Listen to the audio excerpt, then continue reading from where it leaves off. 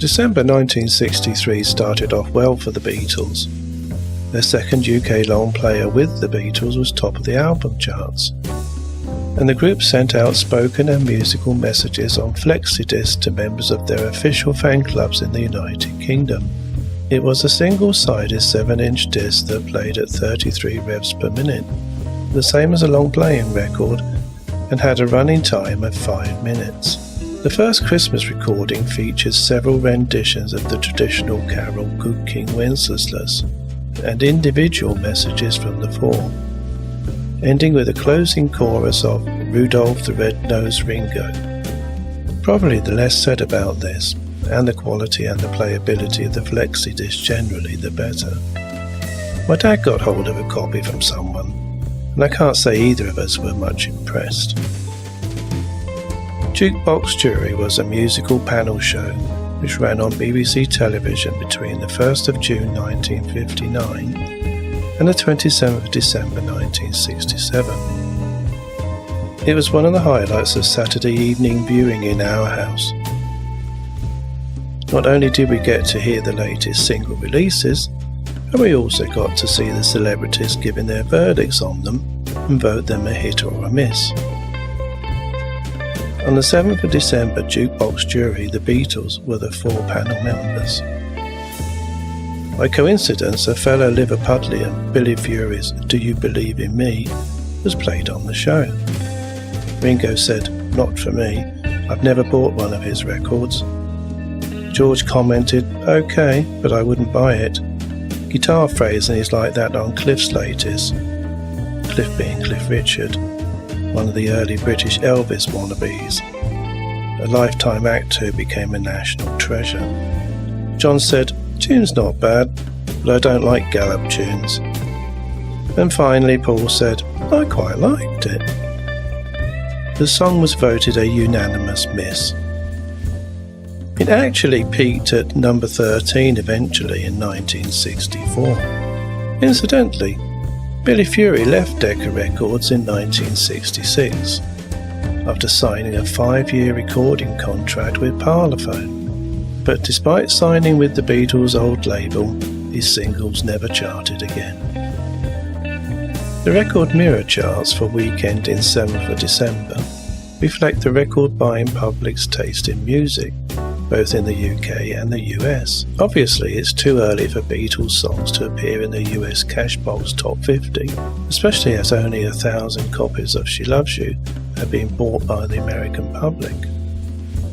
But over here in good old Blighty, where the promotional machine had been working overtime, we still have She Loves You sitting at the number 1 position, with I Wanna Hold Your Hand entering the UK charts at the number 10 position.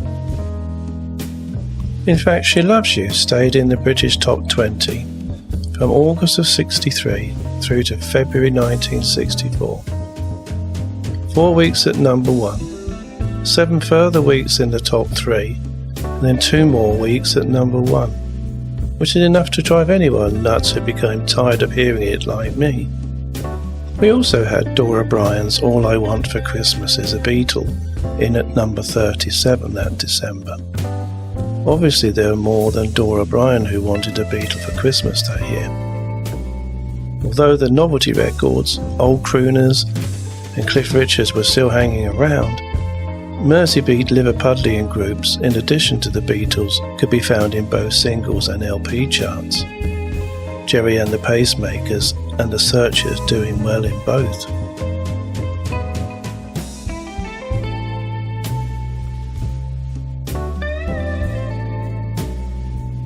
The Commonwealth is a voluntary organisation of 56 independent countries, almost all of which were formerly under British rule.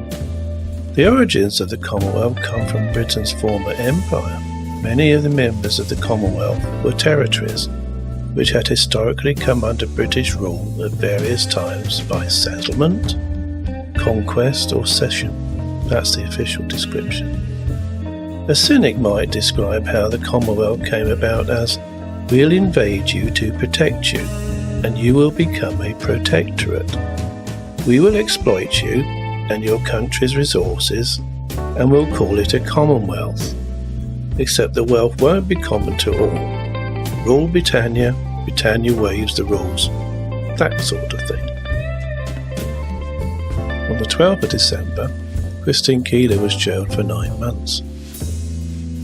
The trial took place at the Old Bailey, where the 21-year-old Christine Keeler was jailed for perjury and conspiracy to obstruct the course of justice. Her friend Pauline Hamilton Marshall was sentenced to 6 months. By some strange coincidence, on the same day Christine Keeler was being jailed, the Beatles reached the #1 spot with I Wanna Hold Your Hand. What a relief that was from She Loves You. Yet another coincidence. On the 12th of December, Kenya gained independence. Obviously the Kenyans didn't want to hold Britain's hand anymore. The Mau Mau Rebellion between 1952 and 1960, also known as the Mau Mau Uprising, Mau Mau Revolt, or Kenyan Emergency, was a war in the British Kenya colony between the Kenyan Land and Freedom Army, KLFA, also known as the Mau Mau, and the British authorities. Keeping its former colonies in check was one of the reasons why the British government had reinstated conscription in 1947, which is compulsory military service, or the draft. Luckily for the Beatles, compulsory national service was eliminated in 1960. While all this decolonisation was going on, the Beatles were wrapping up their autumn tour, with final dates being Sidney Bernstein's Gaumont Cinema in Southampton and ending with the Wimbledon Ballet, London, on the 14th of December. From the 2nd of February to the 14th of December 1963, the Beatles played on the stages of 26 Bernstein-owned Gaumont and Granada cinema theatres across England. Officially, proof of the Beatles' increasing cultural acceptance into the mainstream came when Mods and Rockers, a ballet based around their music, opened at the Prince Charles Theatre in London's West End.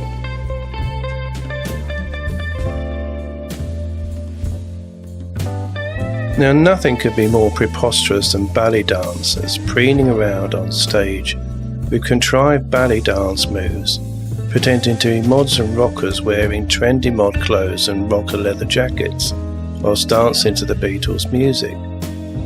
They even made a short film of this nonsense. In truth, the Beatles were never on the mods' radar. Their music was considered too mainstream for a start, and they dressed how Brian Epstein told them to, especially in 1963.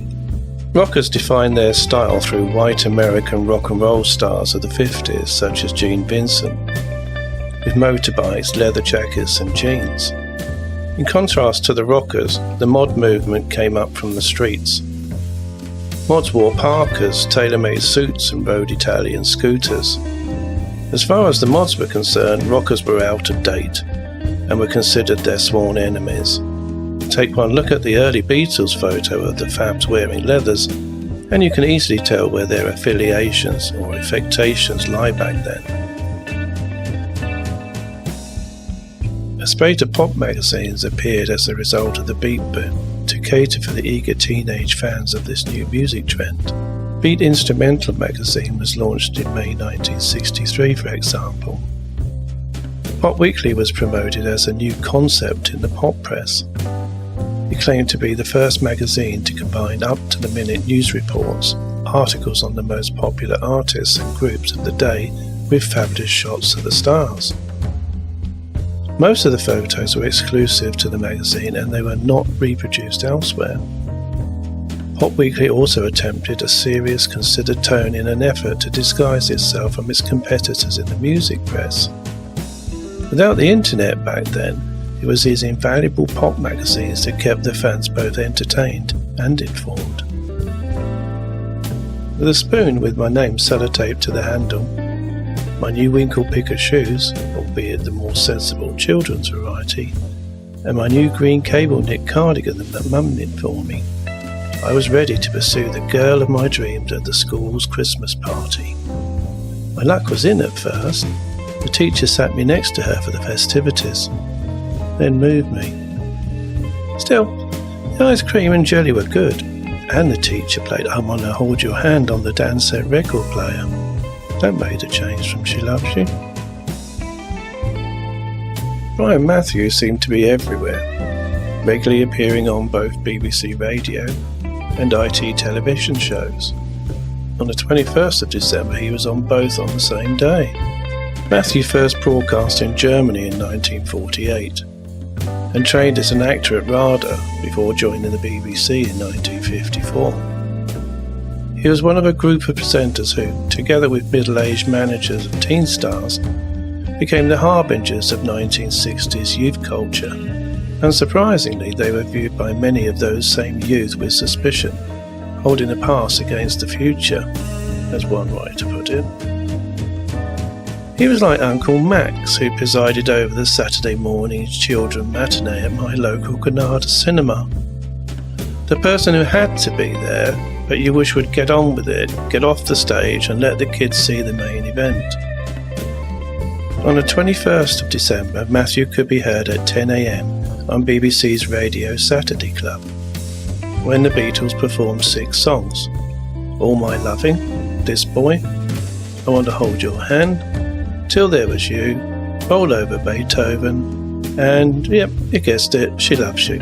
They also performed a Crimble medley comprising Love Me Do, Please Please Me, From Me to You, yep, She Loves You, I Want to Hold Your Hand, and Rudolph the Red-Nosed Reindeer, all of which lasted just 29 seconds, and sang a pastiche of Dora Bryant's sensational hit All I Want for Christmas Is a Beatle, adapting the words to All I Want for Christmas Is a Bottle.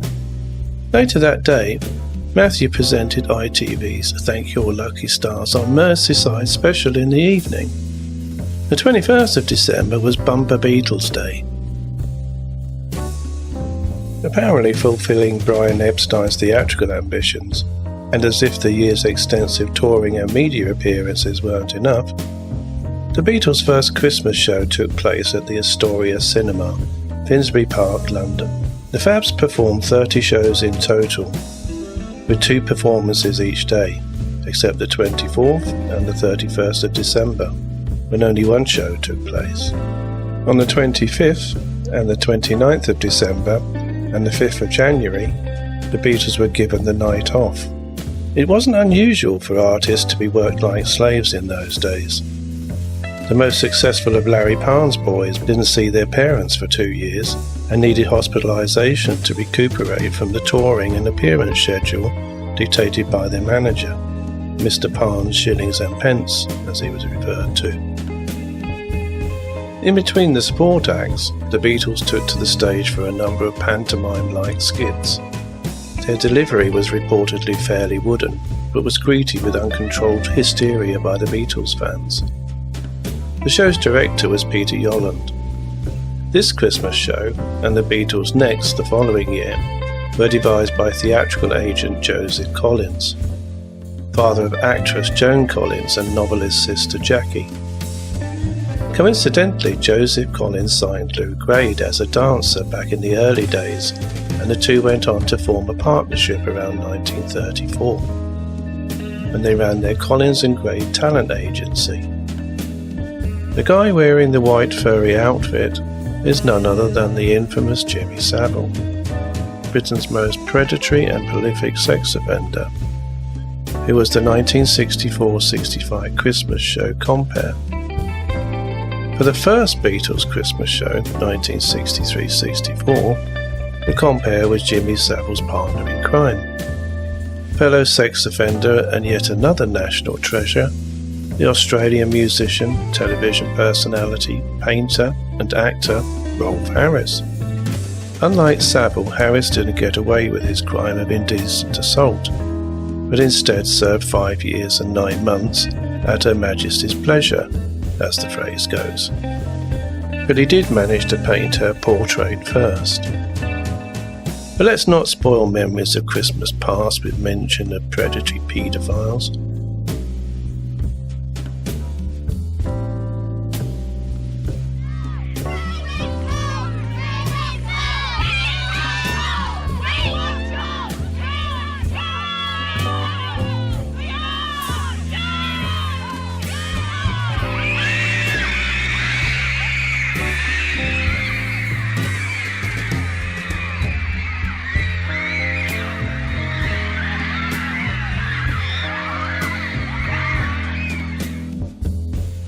Christmas is a time of celebration and presents, and the Beatles has some fab gear for sale on their official fanzine, Beatles Book Monthly. Official calendars and sweaters were for sale. It shouldn't be too difficult to guess what I wanted Santa to bring me for Christmas, after having been exposed to all that guitar-based music on radio and TV with images of my newfound idols with guitars in their hands. I quickly found out, despite Bert Whedon's Playing a Day instructional book, that mastering the guitar wasn't quite that easy, and it would take more than a day to master the instrument. The Beatles were very grateful for all that their fans had done for them during 1963. As they said in the 5th edition of their Beatles Book Monthly magazine. But it wasn't, it transpires, just their fans which they owed a debt of gratitude. There's also those brilliantly entrepreneurial Jewish gentlemen, without whose chairmanship of EMI, the ownership of the cinema theatres and TV networks, business, promotional and legal skills, plus other creative talents, no one would have ever heard of the Beatles, let alone Beatlemania. One thing is for certain, few things would remain the same after the year that made the Beatles.